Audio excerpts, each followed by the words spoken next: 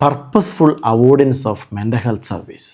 മാനസിക ആരോഗ്യ പ്രശ്നങ്ങൾ നേരിടുന്നവർ പലരും വളരെ പർപ്പസ്ഫുള്ളായി മെൻ്റൽ ഹെൽത്ത് പ്രൊഫഷണൽസിനെ മാത്രം കാണില്ല. ബാക്കി ആരെ കാണാനും തയ്യാറാണ്. വക്കീലിനെ കണ്ട് കേസ് കൊടുക്കാൻ തയ്യാറാണ്, അടിയുണ്ടാക്കാൻ തയ്യാറാണ്.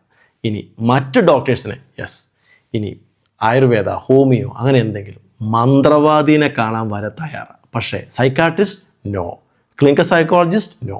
എന്തോ ഒരു ഭയമാണ്, അവരുടെ ഉള്ളിൽ എന്തോ കണ്ടുപിടിക്കും, ഉള്ളിലുള്ള എന്തൊക്കെയോ അവർ പുറത്തു വരും എന്നുള്ള ഭയം. ചിലർക്ക് ആ തിരിച്ചറിവ് തന്നെ പ്രശ്നമാണ്. എന്തെങ്കിലും ആയിട്ട് ലേബൽ ചെയ്താലോ, മാനസിക രോഗം വല്ലതും ഉണ്ടെന്ന് പറഞ്ഞാലോ ജീവിതം മുഴുവനും പോയില്ലേ എന്നുള്ളതാണ്. ചിലർക്ക് എന്തോ പിടിച്ചു നിർത്തി എന്തോ മരുന്ന് കൊടുക്കുമെന്നുള്ള ഭയമാണ്. എത്രയോ തെറ്റിദ്ധാരണകളാണ്.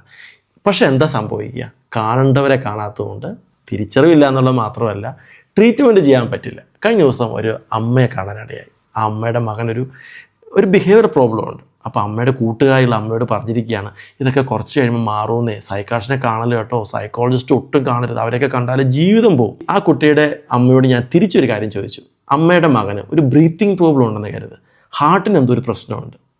അവർ പറയുകയാണ് തന്നെ പൊക്കോളൂന്നേ, വലുതാകുമ്പോൾ മാറിക്കോളൂ എന്ന് പറഞ്ഞാൽ അത് കേൾക്കുമോ?